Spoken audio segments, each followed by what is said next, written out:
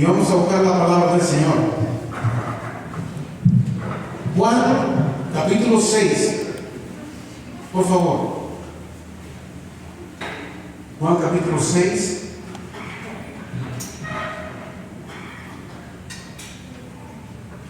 Y vamos a leer la palabra del Señor.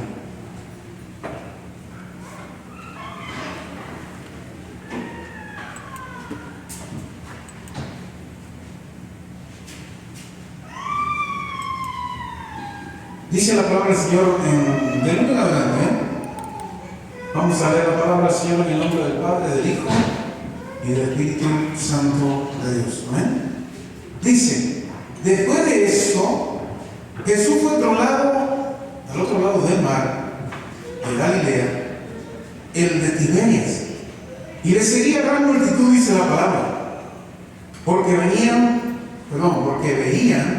las señales que hacían en los enfermos. Entonces subió Jesús a un monte y se sentó ahí con sus discípulos. Y estaba cerca la Pascua, la fiesta de los judíos. Cuando alzó Jesús los ojos y vio que había venido a él gran multitud, dijo a Felipe: ¿De dónde compraremos pan para que coman estos? Pero esto decía para probarle, porque él sabía lo que había de hacer.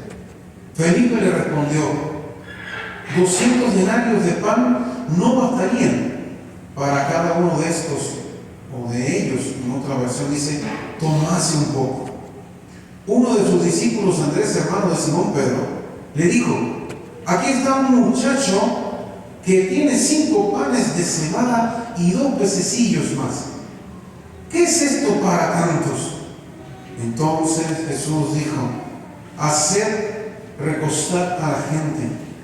Y había mucha hierba en aquel lugar, y se recostaron como el número de 5,000 varones.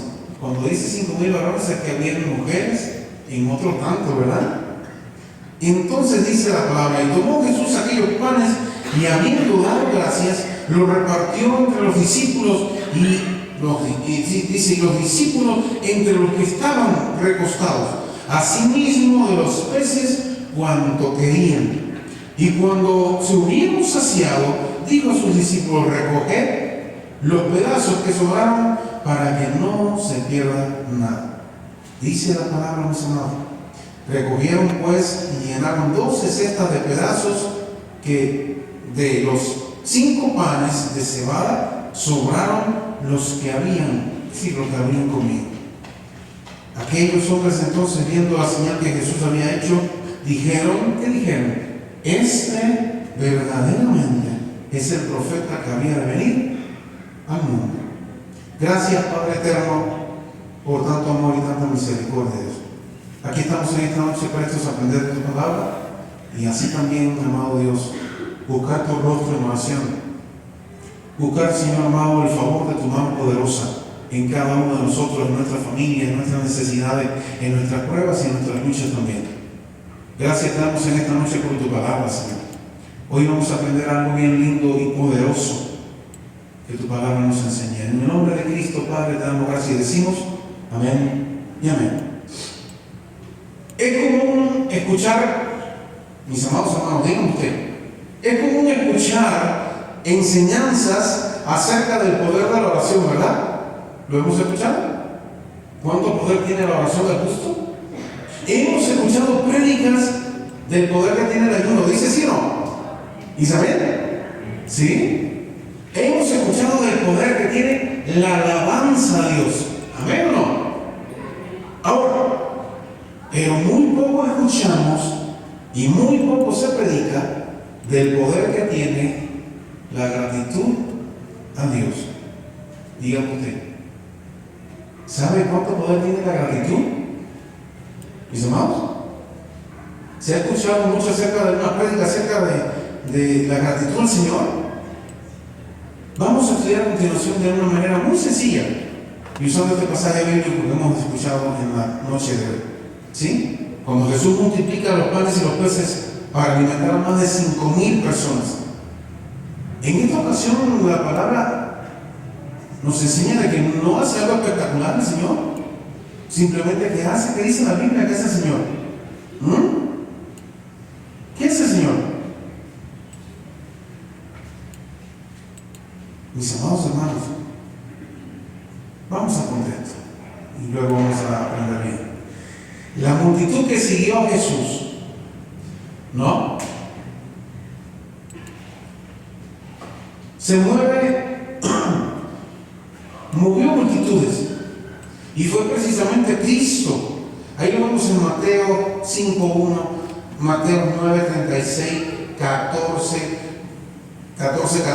15:33, en Marcos también, en Lucas también, Lucas 8:19, en Juan también 6:5, como lo vemos acá en esta noche. Y esa multitud que aquí Juan describe en la palabra, ¿sí? Al igual que los sinópticos, los otros evangelios que se llaman sinópticos, porque todos tienen, es decir, la misma historia contada de una manera bastante semejante, por eso se llaman sinópticos, excepto Juan. Pero Juan, en esta ocasión, este pasaje, esta cosa tan maravillosa que sucedió, también lo narra. Y es lo que vimos hoy. Es decir, es uno de los grandes milagros que hace el Señor, que no solamente están en los evangelios sinópticos, sino también Juan dice y da testimonio de ello también. Entonces, Juan describe, al igual que los sinópticos, que andaban como ovejas sin pastor, y por eso Jesús dice en la palabra, en Mateo, Mateo 14, nos muestra que Jesús tiene compasión de ellos. Como nosotros también tenemos compasión de la gente que anda hoy sin conocer al Señor. ¿Amén? Porque si nos preocupa tanto de que esa persona que anda por la calle a veces no tiene ni pan que comer, cuanto más importante también es la cuestión espiritual de esa persona. ¿Sí? Porque una cosa es pasar hambre y otra cosa es vivir muerto espiritualmente hablando. ¿Sí? Entonces, dice, algunos estaban enfermos y fueron sanados por el Hijo de Dios. Además, Jesús les enseñó muchas cosas ese día. Se sentó con ellos y les habló. Y ahora al final, pues entonces estábamos viendo aquí la cuestión de que no había para alimentarlos. Y Jesús pone a prueba a sus discípulos, mis amados. ¿Sí? Además, Jesús les enseña muchas cosas y especialmente acerca del reino de Dios. Lucas 9:11, ahí vemos también toda esta parte bien hermosa acerca de la explicación del reino de Dios. Y hasta ahí aparentemente todo estaba marchando bien. Sin embargo, estamos aprendiendo el contexto, ¿verdad? ¿Con qué motivación ellos seguían a Jesús? Pudiésemos preguntarnos por amor, pudiésemos preguntarnos por beneficio propio, quizás por curiosidad, por interés. Y es lo que queremos analizar y sacar algunas conclusiones en esta noche. Primero, lo seguían por las señales, mis amados. ¿Sí? Lo seguían por las señales. ¿Sí? Señal pues significa milagro, y ellos querían ver milagros, querían ver maravillas, querían ver prodigios, querían ver, es decir, la revelación de la gloria y la plenitud que solo Jesús vino a traer, mis amados. Jesús ya venía realizando señales de diferentes índoles, incluyendo la multiplicación de los 5 panes y 2 pececillos para alimentar a más de 5,000 personas. ¿Sí? Ahora, sin embargo, en el texto bíblico, ¿qué sucede?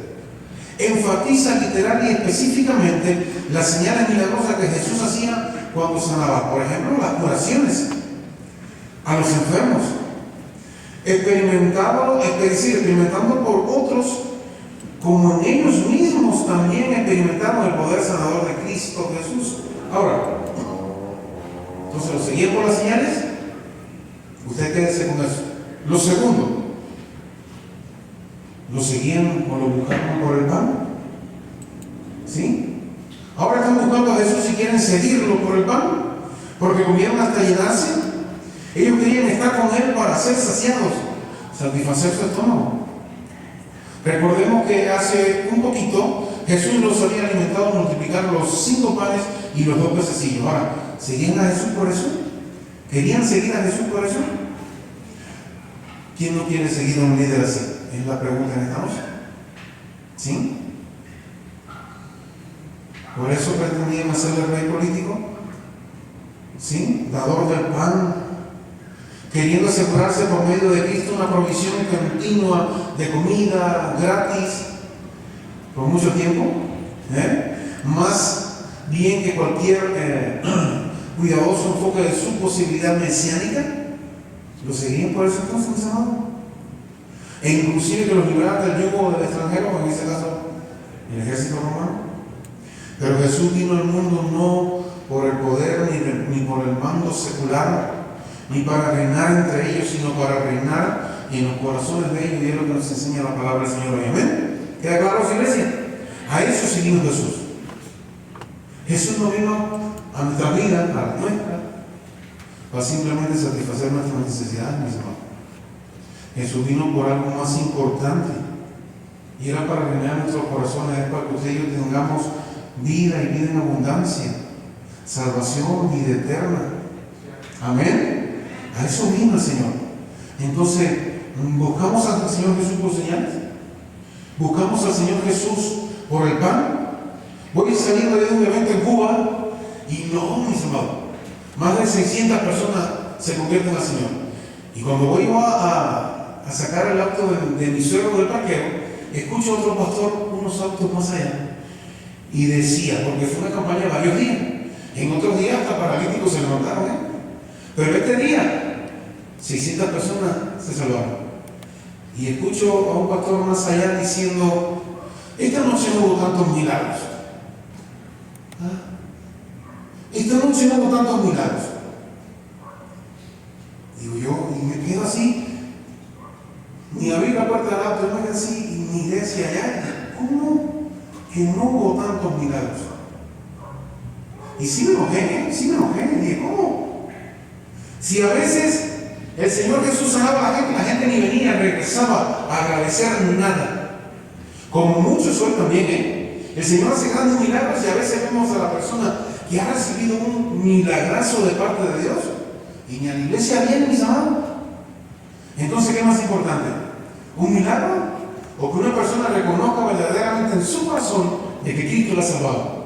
¿Amén? Eso es, yo decía, ¿cómo no va a ser importante? Más de 600 personas en la iglesia hoy lloraron, se levantaron, entregaron ídolos y se entregaron a Dios. Entonces no hubo milagros. Y dices, no, ¿cómo va a ser?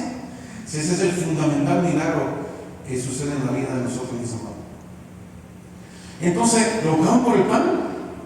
¿Sí? Entonces, entendemos de que Jesús no vino por el poder de un mando secular, no vino para reinar entre estas personas y para echar fuera al ejército romano, vino para reinar en los corazones de ellos, para traer salvación. El reino de Dios se ha acercado, decía. ¿Lo recuerdan? El reino de Dios se ha acercado, predicaba el Señor. De aquí aquellas palabras del maestro, mi reino no es de este mundo. Si mi reino fuera de este mundo, mis servidores pelearían para que yo no fuera entregado a los judíos. Pero mi reino no es de aquí, dijo el Señor. Amén. Y el apóstol Pablo enseñó algo también fundamental. Decía, porque el reino de Dios no es comida ni bebida. Amén. Sino justicia, paz y gozo en el Espíritu Santo. Romanos 14, 17, para si lo quiero buscar ahí. La definición que da Pablo, El reino de Dios no es comida ni bebida, sino justicia, paz y gozo en el Espíritu Santo de Dios. Además, ellos estaban inquietos y preocupados por la ausencia de Jesús, que les había saciado de hambre. Y hasta lo fueron a buscar y lo encontraron en la sinagoga de Capernaum. ¿Por qué lo seguían? Jesús, conociendo la hipocresía, lo llamaron maestros sin seguir sus enseñanzas. Dice la palabra en el versículo 25. ¿Sí? Y en la afán de estar con él por el interés del beneficio personal, lastimosamente, tuvo que hablarle fuerte, tuvo que hablarle muy claramente, tuvo que hablarle muy duramente, y nos enseña el versículo 26 y 27, ¿sí? Presentándoseles a todos ellos, ¿como quién? Como el verdadero pan espiritual para saciar el alma, amén, y para vida eterna. El versículo 32 en adelante es increíble lo que el Señor Jesús les enseña. Ahora, tengamos por seguro todos nosotros hoy que todos los que siguen y buscan a Cristo, el Evangelio por interés y beneficio propio, terminan saliéndose, mis amados. Terminan apartándose, terminan desertando de la verdadera fe. Porque en algún momento el Evangelio a todos nosotros nos va a decir algo fuerte, y vamos a decir como decían aquellos, ¿no? Palabra fuerte es esta. ¿Cierto?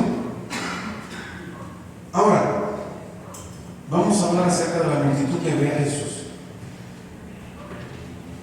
Primero, manifiesta cierta preocupación. Y eso lo hemos reflejado, mis amados hermanos, con el interrogante que le hizo a Felipe, para probarlo. ¿Sí? Ya que Jesús sabía perfectamente lo que iba a hacer con esa multitud hambrienta. Él sabía lo que iba a hacer. Y conocía de antemano cuál sería la reacción incrédula del gran Felipe. Hay cosas que Dios hace, hay cosas que Dios permite para probarnos a cada uno de nosotros. ¿Amén? ¿Queda claro eso? Hay cosas que Dios hace, hay cosas que Dios permite que nos sucedan para probarnos, mis amados. Génesis 22:1, Éxodo 15:21, Éxodo 16:4, ¿sí? Éxodo 20:20. Hay cosas que Dios permite para probarnos. Deuteronomio 8. Y así seguimos. Tengo un montón de libros acá, de pruebas así fuertes de parte de Dios. Segunda de Crónicas 32, Job 23:10, Salmos 7:9, Salmos 11:5, Salmos 66:10, Eclesiastés 3:18, Jeremías 9:7. ¿Sí? Manifestó cierta preocupación. Después, ¿qué hizo el Señor? Los alimenta milagrosamente. Andrés, el hermano de Simón Pedro, descubrió que había un jovencillo que tenía 5 panes, pan de cebada, barato, alimento de pobres, y 2 pececillos que se usaban insuficientemente. Que se usaban ¿para qué? Se usaban para condimento, los pececillos que traía el chico, o se usaban para hacer sándwiches. Fíjense si eran bien pequeños, ¿no? Y según serían insuficientes, por supuesto, para toda esa multitud. Lo cierto es que esos pocos panes y esos pececillos surgiría el milagro de la multiplicación para alimentar a más de 5,000 personas. ¿Sí? Vamos a analizar los detalles al respecto. Mire, fíjense bien, escuche bien. Notificaron a Jesús que los panes y los peces eran muy pocos. Hizo recostar a la multitud y en grupos, ¿verdad? Nos enseña la palabra. Tomó en sus manos los panes y los pececillos. ¿Y qué dice la palabra del Señor, mis amados? ¿Qué dice la palabra del Señor? Habiendo dado gracias. ¿Cuántos de nosotros a veces damos gracias cuando estamos pasando por una crisis? Porque tenemos 5 pesos en el bolsillo. Damos gracias o nos ponemos a llorar. Yo le decía una vez a alguien acá en la congregación, en algún momento viví abundancia en mi vida y la aproveché y serví al Señor con todo. Y en un momento de mi vida acá en México viví así también. Así que yo sé lo que sintió Pablo en algún momento, ¿sí? Pero hemos dado gracias por las escaseces. El Señor Jesús con esos pececillos y ese pan dice, y habiendo dado gracias, con la mirada al cielo nos enseña la palabra, y antes de obrar el milagro y no después, ¿sí? Antes de obrar el milagro dio gracias al Señor, antes de ver lo que Dios hacía. Dice la Biblia, los creyentes seguirán las señales. ¿Qué dice la palabra del Señor? Las señales seguirán al que cree. ¿Amén o no? Las señales siguen al que cree. En esta noche te pregunto, ¿crees en el Señor Jesús? ¿Amén? Pues las señales siguen al que cree en el Señor Jesús. Nosotros no seguimos al Señor Jesús porque vemos las señales y creemos entonces. No es al revés. Eso se llama fe. seguir algo que yo no veo, seguir algo que aún no tengo en mi mano. Las señales siguen al que cree al Señor. Amén. Y entonces nos dice, habiendo dado gracias. ¿Qué se llama eso? Se llama gratitud. Dice, comieron cuanto querían, nos enseña la palabra. Y hasta saciarse y quedar satisfechos. La provisión fue abundante. ¿Cuánto tenían al inicio? Unos panecillos y unos pececillos. Y comieron más de 5,000 personas, se saciaron y sobraron 12 cestas. ¡Wow!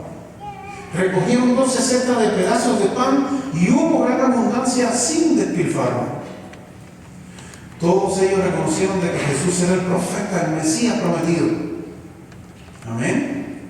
Pero ellos querían un Mesías político, querían un Mesías revolucionario, querían un Mesías aliado al poder constituido y por la fuerza lo querían. El milagro, este milagro y la resurrección de Cristo son los únicos que se incluyen en los 4 evangelios, mis amados. Fíjense usted para que vean, lo puede buscar. Solamente en los 4 evangelios aparecen estos 2 milagros en todos repetidos. Algunos registran unos milagros, otros registran otros se pusieron a decir, los sinópticos se pusieron de acuerdo para hablar acerca de varios. Aprender en esta noche, amado, del Señor. Habiendo dado gracias en medio de la prueba que estoy pasando hoy, habiendo dado gracias en medio de la lucha que estoy pasando hoy, habiendo dado gracias en medio del problema en el que estoy metido hasta acá en el día de hoy, habiendo dado gracias, y Dios moverá su mano poderosa a favor de sus hijos. Amén. Dios moverá su mano poderosa, mis amados, ¿sí? La moverá. Él es así funciona. Las señales siguen a los que creen en el Señor Jesús. Amén.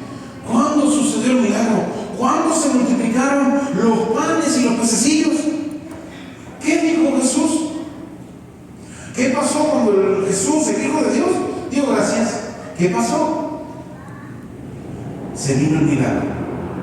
Podemos concluir en esta noche algo muy interesante. Después de haber escuchado esta palabra, de haberla meditado como hemos estado haciendo acá hasta ahora, de una manera bien sencilla, como usted ve,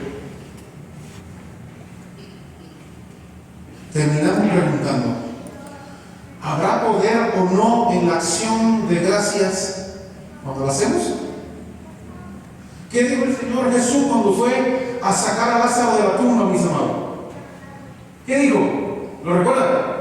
Padre, te doy gracias por lo que va a pasar ahora. Yo sé todo lo que va a pasar, pero lo estoy diciendo alto, decía el Señor. Lo estoy diciendo alto para que toda esta gente que está detrás de mí crea. Dio gracias antes de decirle: Lázaro, ven fuera. Amén, ¿no? Dio gracias, mis amados. Y así el Señor hacía siempre. Daba gracias antes que pasara cualquier cosa. Daba gracias a Dios. Entonces, ¿hay poder en la acción de gracias? ¿Hay poder en la gratitud suya y mía a Dios? ¿Vale la pena ser agradecido con Dios? Respóndase usted. ¿Movemos su mano poderosa a favor nuestro cuando tenemos un corazón agradecido con Él? Yo estoy seguro que sí. Porque la Biblia a mí me enseña que todas las veces que Dios movió su mano poderosa y obró y se hicieron los milagros, hubo dado gracias. Amén. Hubo dado gracias. Así también aprendemos cuando Jesús multiplica los panes y los peces. ¿Sí? Dio gracias. Yo lo tenía por acá, no sabía que lo había puesto, pero lo había escrito. Su amigo Lázaro, ¿ya? Su amigo Lázaro, cuando sucedió lo de Lázaro, yo lo había puesto por acá, no me acordaba que ya lo había tecleado. ¿Sí? Ahora, no nos imaginamos cuánto poder tiene la gratitud a Dios. ¿Usted se lo ha imaginado? Yo le ruego que usted pruebe a Dios a partir de hoy en adelante. Y dé gracias a Dios a pesar de lo difícil que estemos pasando la prueba. Dé gracias a Dios de antemano por lo que Dios va a hacer.